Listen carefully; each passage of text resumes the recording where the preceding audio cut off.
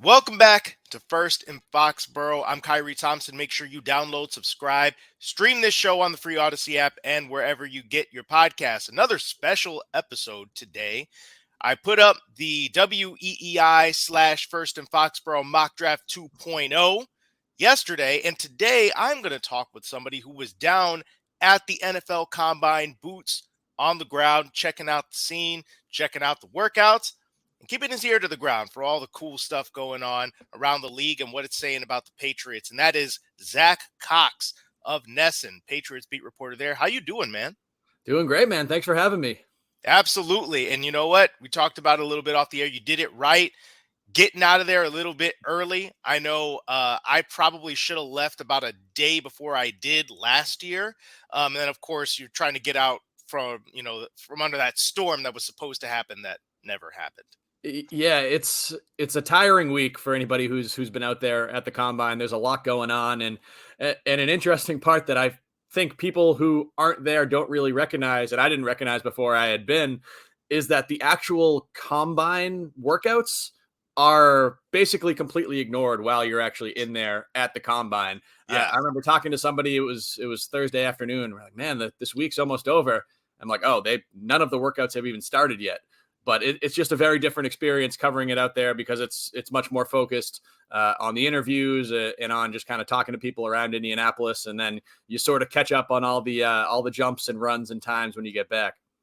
Right, because for perspective, right? Like if you get out there on a Monday or a Tuesday, right? The workouts don't start until Thursday afternoon, and then you're already thinking about going back home.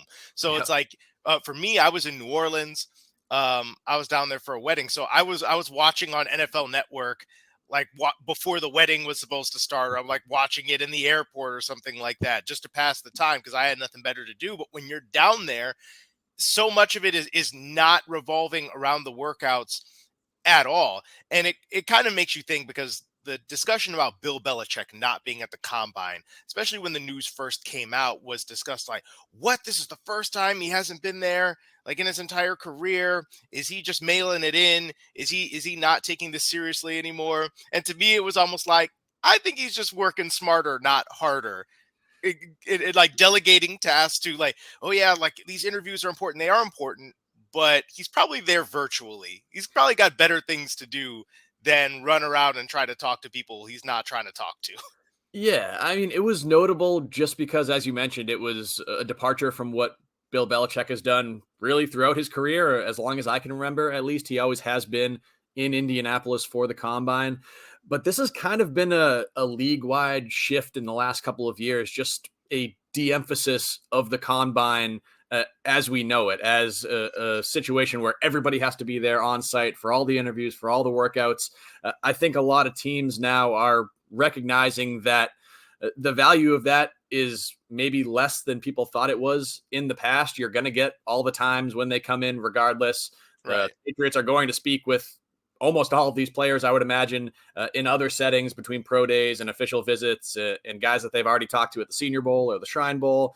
You also have so much more player tracking data now than you used to, so you can get a better sense of what a guy's overall athletic makeup is even before he runs the 40 and the 3-cone and the broad jump, vertical jump, all these things. It was an interesting kind of nugget to come out just because, again, it was Right. different from how Bill Belichick's handled himself in the past. But I didn't view it as, wow, Bill Belichick's slacking on his job and no longer putting in the necessary time. You've seen, I believe it was at least one team, maybe two teams that just didn't send coaches at all to the combine. So it's really been kind of a reshaping of priorities, I think, around the league surrounding the combine. Right. And then you think about this free agency period that's about to happen, and you figure the Patriots probably have a lot going on with that, trying to figure out how they're going to approach that. And if they're, networking and hanging out and doing all that, I mean, they can talk about potential trades and all that stuff. You could pick up a phone and do all that. You don't have to be on the ground necessarily. So uh again, like you said, notable nugget just because it's a novel thing. But ultimately, the Patriots are probably just fine in that regard. But first, before we get into more business, I got to know, what was the best meal you had down there in Indy last week? Oh, the best meal. Yeah. I mean, I'm honestly gonna say Steak and Shake. I love Steak and Shake. Hey, I put this out on Twitter. My bold take that Steak and Shake is the most superior kind of burger chain. It's better than In-N-Out. It's better than Shake Shack. It's better than Five Guys. I was waiting literally for several weeks to get this Steak and Shake, and it did not disappoint. So yeah, it's kind of a low class answer, I guess. But man, I was waiting a while for it, and it didn't disappoint. well, look, I feel like that was surprising, and yet at the same time, I get it because you're down there and there are all these steakhouses where you can order 80, 90, $100+ steaks, and then you eat it like, okay, yeah, it's great. You kind of get that fine dining atmosphere or whatever, but is it really worth $100? Not really. Not to me. It's like go ahead and do what makes you happy. Steak and Shake for the win. Hey, I'm a man of simple tastes. I did have some good steak out there. I had some good tacos too. Ate a lot of uh, boxed lunches in the media room, which weren't quite as good. But yeah, hey, Steak and Shake. If you haven't had it, I know we don't have it around here. I've literally only had it at the NFL Combine. It's been fantastic every time. So that's my pick.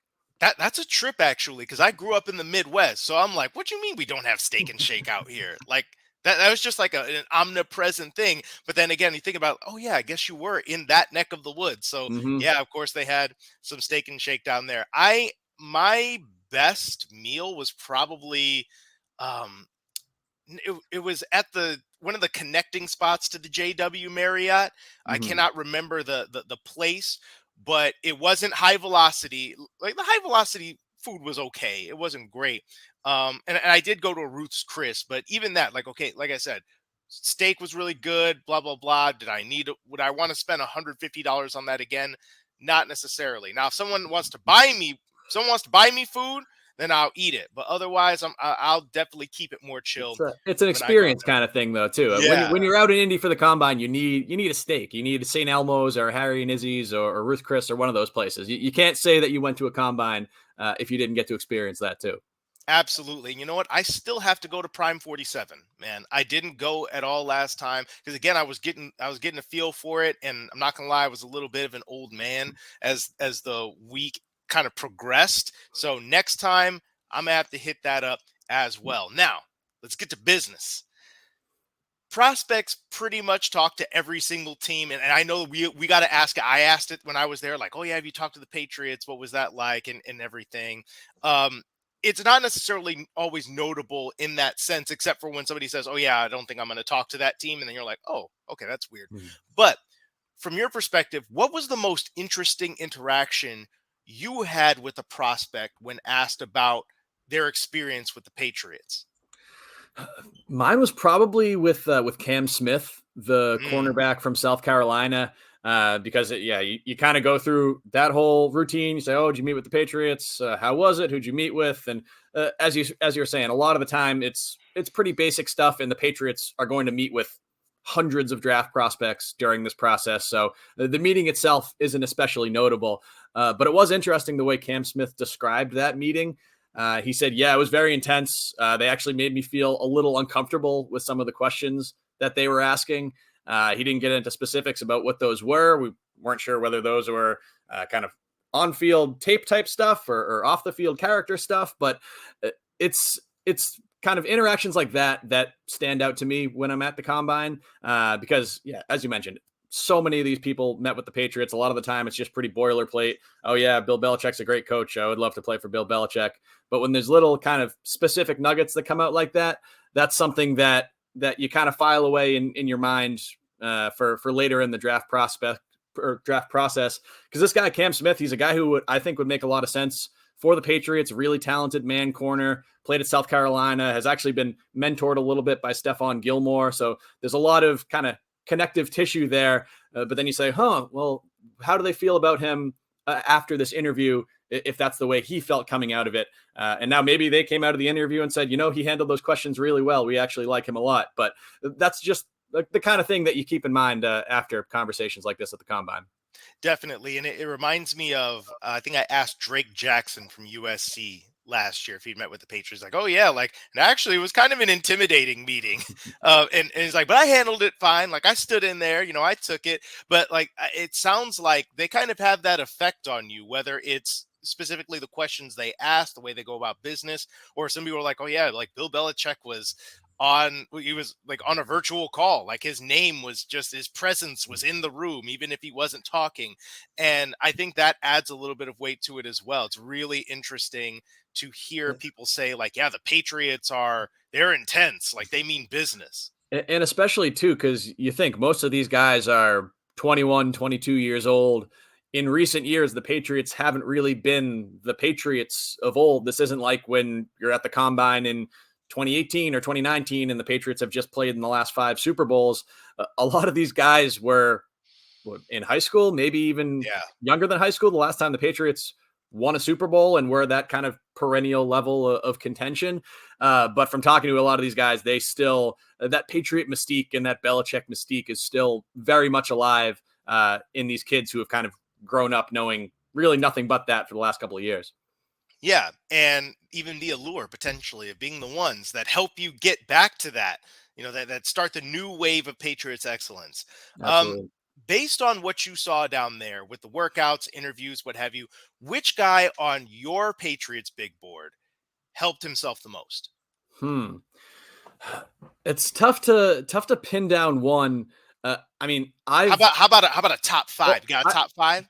I've thought through this entire process that offensive tackle is the most obvious choice for a first round pick. Now maybe that shifts a little bit depending on what they do in free agency. If they go out and sign one of these top free agents and get another kind of budget level veteran, maybe they don't need to use as high of a pick on that. But my take throughout this whole process is just use that number 14 or wherever that first round draft pick goes on a tackle. And I think a couple of the top tackles really acquitted themselves well out there. Broderick Jones from Georgia was the guy I had picked in my first mock draft that came out this morning. He had a solid workout. Paris Johnson from Ohio State had a solid workout. Anton Harrison. Those are all guys that could be in that potential first round mix for the Patriots. Maybe even a few of them might even kind of rise up above that and be out of the Patriots range. But looking at a number of those names, they were guys where it wasn't like an Anthony Richardson or a Darnell Washington or some of these guys where you say, oh, wow, look at what they did at the combine. But this was more of a case where, okay, they're considered first round type guys right now. Let's just see if they have a first round type workout. And they did.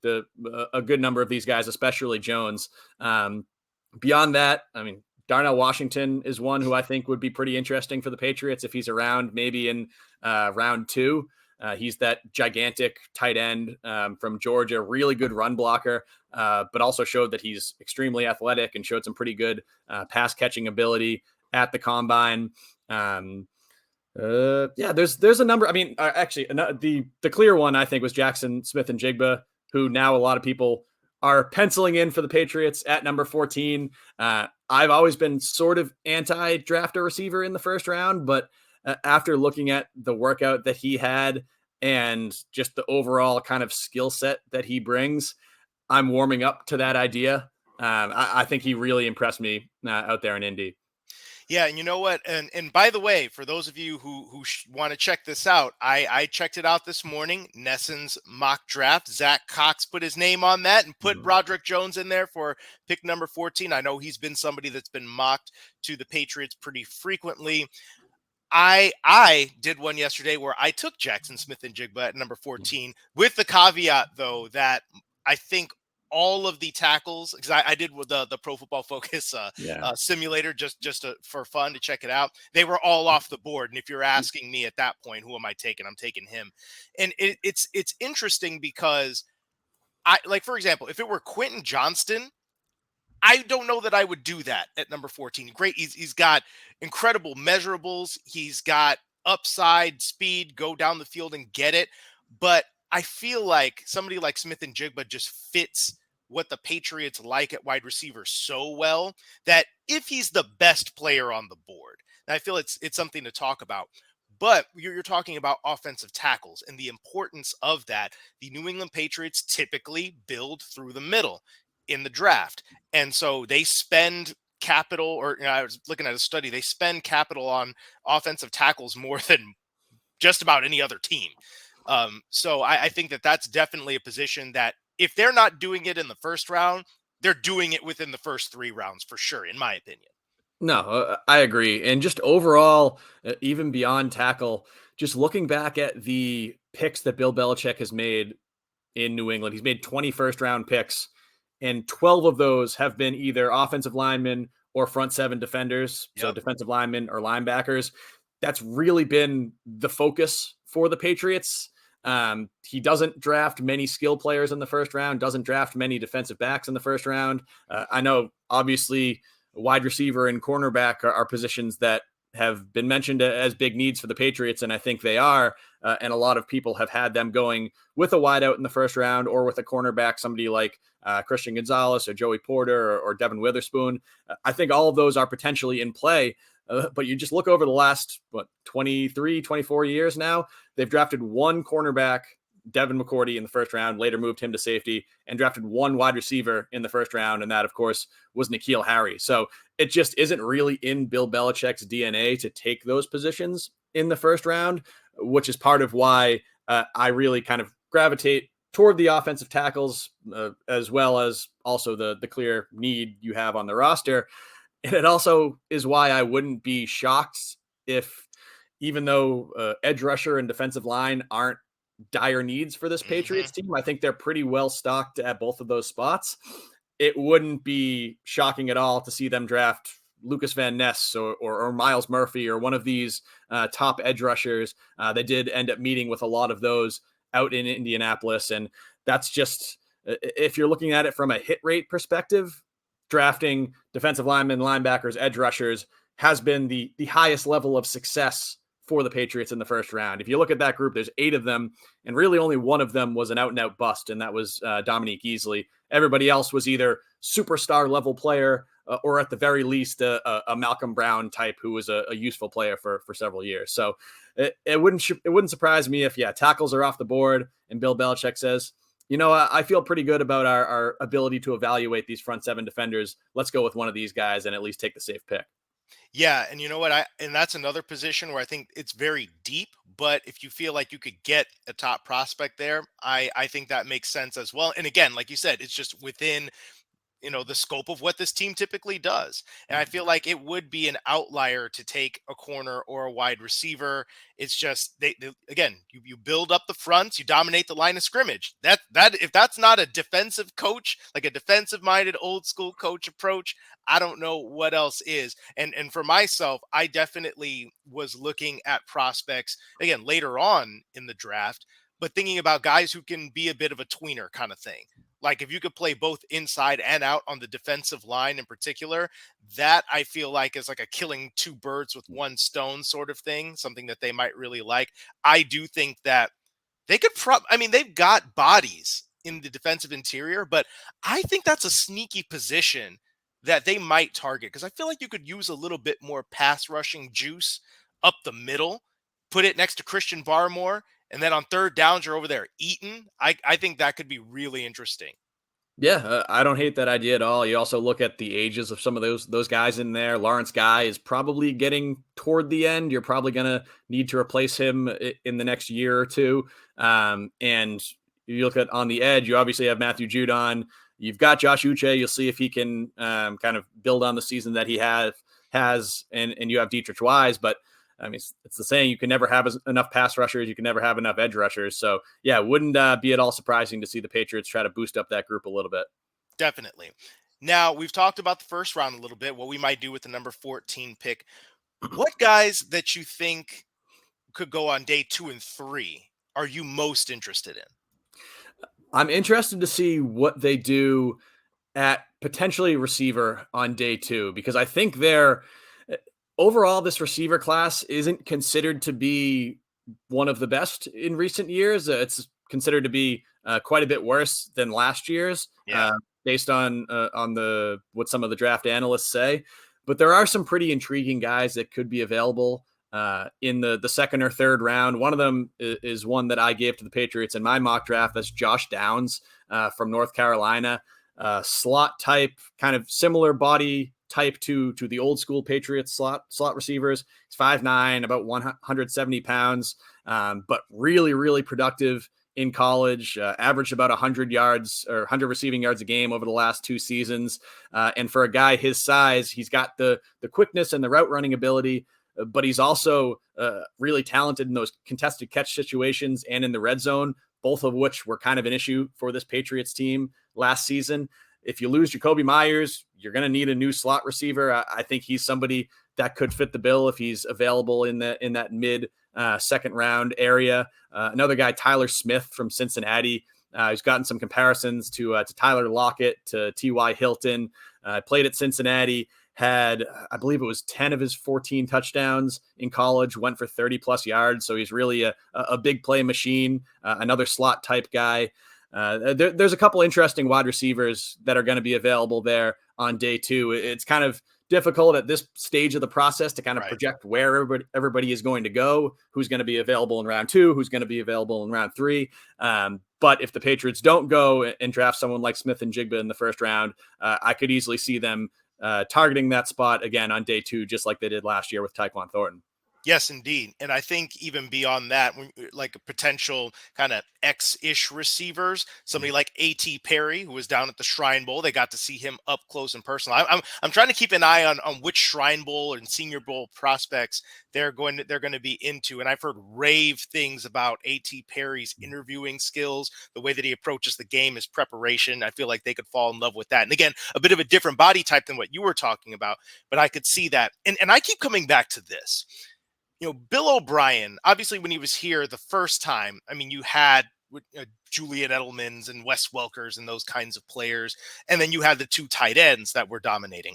But when he was in Houston, he spent a first round pick on Will Fuller, who was kind of that smaller-ish speed burner type. He had DeAndre Hopkins, and then he goes to Alabama and he's got skill position players out the wazoo. So when he comes here, I feel like, yes, I think the Patriots have a certain way of doing things and a certain type that they're looking for. But I wouldn't be surprised if Bill O'Brien is involved in this process and he's saying, we need to get some dudes, whether we're talking about receivers, tight ends. I grabbed Sam Laporta from Iowa because draft Iowa tight ends. I got him as well. He was on mine. Yeah.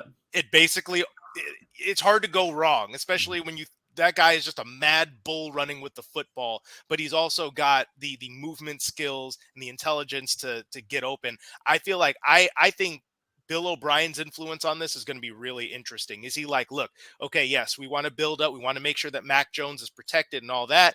But we got to get playmakers. Yeah, it's going to be fascinating just to see what Bill O'Brien's offense is going to look like this year, because it's been quite a while since he has been in New England. The last time he coached here was more than 10 years ago. Is it going to be, you imagine it's going to be some kind of blend of the kind of early 2010s Patriots offense, the Houston offense with Deshaun Watson, the Alabama offense that he was running for the last couple of years, which was basically Nick Saban's offense with an O'Brien spin to it. So yeah, it's going to be fascinating to see how much he utilizes the tight ends, because the tight ends were really an emphasis the last time he was in New England. Was that just a personnel thing because you had Rob Gronkowski and Aaron Hernandez, or is that something he's going to try to replicate? So yeah, I think the way that they draft and the way that they handle free agency over these next couple of weeks is really going to tell us a lot about what O'Brien's overall vision is for this Patriots offense. Absolutely. You mentioned free agency. That's kind of where I want to end up with this one. So we've heard of a couple of tackles that are probably going to hit the market. As a matter of fact, we just saw Orlando Brown is not going to get tagged by the Kansas City Chiefs, or is not expected to be tagged, so he could hit the market. He'll be expensive. Mike McGlinchey from the San Francisco 49ers, also expected to hit the market. He could be expensive, not necessarily as expensive as Brown. And then Jawan Taylor. So you've got options there. Then you've also got to consider Jakobi Meyers and Jonathan Jones, that you might be losing them. I think they'll have a chance to test the market and then maybe come back to the Patriots and see what it is. For you, what's the top priority for this team when the new league year starts next Monday? It's coming up. Yeah, it's coming up quickly. Yeah, the tampering window starts next Monday, and then free agency officially opens next Wednesday. Yeah. It's got to be tackle. I don't know how exactly they're going to do it. I don't know if they'll extend themselves so far to pick up somebody like Orlando Brown, who's probably going to cost 21, 22 million a year. That's a lot of money to pay, even for a premium player at that position. I think I would be more comfortable getting someone like McGlinchey or Jawan Taylor, maybe a Caleb McGarry, guys that are going to be they're high-end players, but they're going to be a little bit more affordable. I don't think you can try to piece this together with spare parts like the Patriots did last year. I think they do need to make a significant investment there, whether it's bringing in one of these top 4 tackles or whatever, wherever you want to draw that line, or using a high pick in the draft, or potentially both. But I think they're going to need to, they can't grab a bunch of C- players and try to piece it together and hope that it works. So I think that has to be their top priority. And then the most interesting thing from a storyline perspective is probably just what they do with Jakobi Meyers, what his market ends up being. So I know there are pretty varied opinions on what he could get on the open market. I think if this was a year, a typical free agency year, the Patriots probably would be able to bring him back with, I don't know, I don't want to say easily, but certainly much more easily than they'll be able to this year. But just the fact that he is the number 1 wide receiver available, that's naturally going to inflate a player's value. And I'm a Jakobi Meyers fan too. I think the Patriots should bring him back. I think he brings a ton of value to their team, both from an on-field perspective and from kind of a quiet leadership perspective. But if it's a situation where some other team is offering him $17 million a year, I don't think the Patriots are going to go there. So it's going to be really fascinating just to see how his market develops. It does seem, I believe it was Mike Giardi who reported this yesterday, that they're basically at the stage where they're saying, okay, go out there, see what you can get, and then bring it back to us, and we'll decide whether we want to match that or not. It's a approach the Patriots have taken with free agents in the past. Sometimes that ends up with a player re-signing. Sometimes it ends up with the Patriots saying, hey, thank you for your services. We would have loved to have you back, but we can't match that. And then they go their separate ways. So yeah, it's going to be very, very interesting just to see where that number falls with Myers.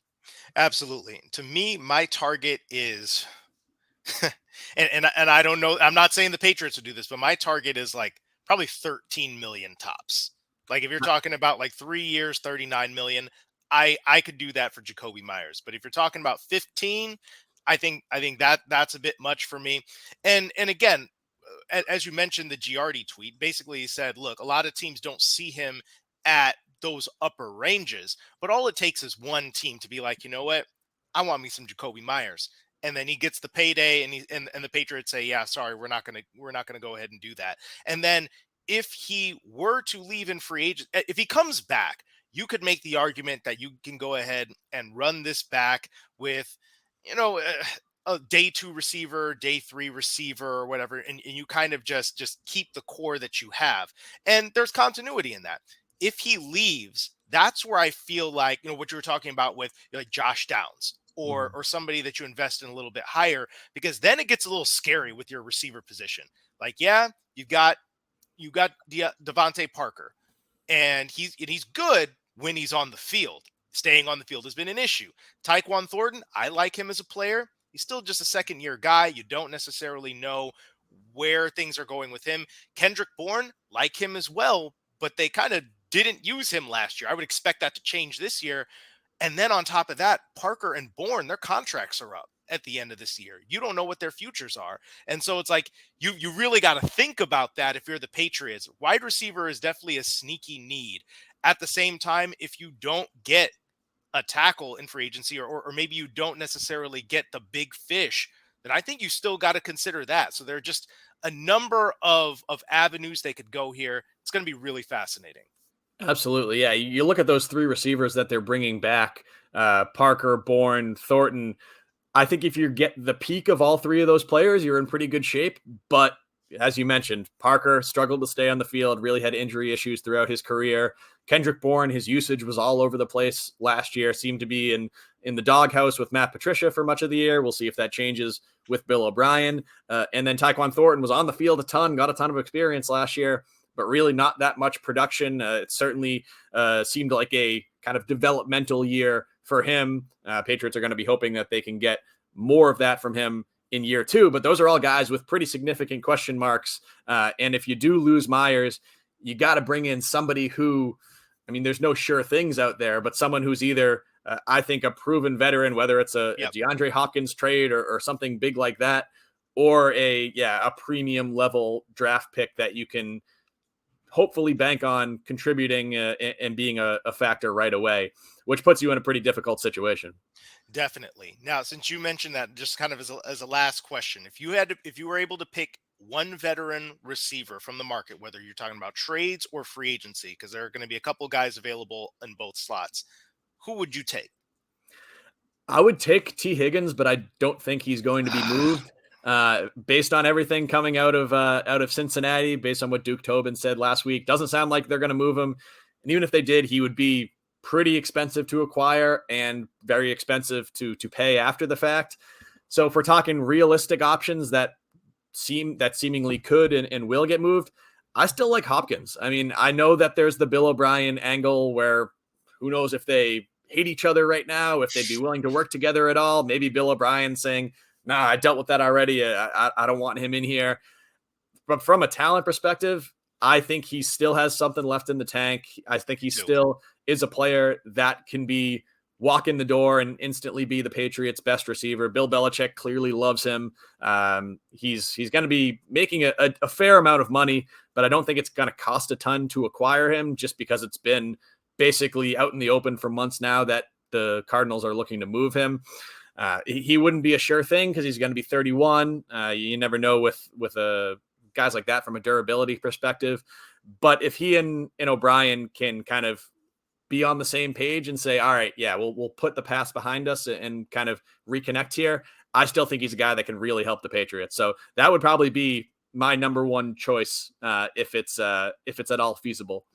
Yep, that's what I would say. If you could get him for, I mean, I think a second, I'd probably do it. Yeah. I would probably do it, especially if you're going to get 2 years out of him still being at a pretty high level of football. Yeah, I'm good with that. And then, if it's even like a round 3 pick, whew, oh yeah, definitely do that. I will throw that pick out the window. I'd go pick that man up from the airport myself. Zack Cox, Patriots beat reporter for NESN. Thank you so much for joining me today. And again, we mentioned it on the podcast earlier, but I'm going to bring it up again. He just dropped his first mock draft of the season after being at the NFL Combine. Go and check that out on his Twitter. Tell everybody where they can follow you at. Yeah, follow me on Twitter at Zack Cox NESN. That's ZACK. And you can follow all of the Patriots coverage from myself and Dakota Randall, my fellow Patriots beat writer, over on NESN.com. We're going to have mock draft every week and all sorts of draft and free agency coverage over these next, 2 months, month and a half. So yeah, plenty going on over there. Oh yeah, y'all are going hard. I'm over here trying to push my mocks out every couple of weeks. Like, man, no, see that's the thing. Like they're dynamic duo over there at NESN. The two of y'all both down there at the Combine doing your thing. I enjoy seeing you guys down at Gillette Stadium and elsewhere, and look forward to seeing you again when I see you. Kyrie, much appreciated, man. Thanks for having me. Absolutely.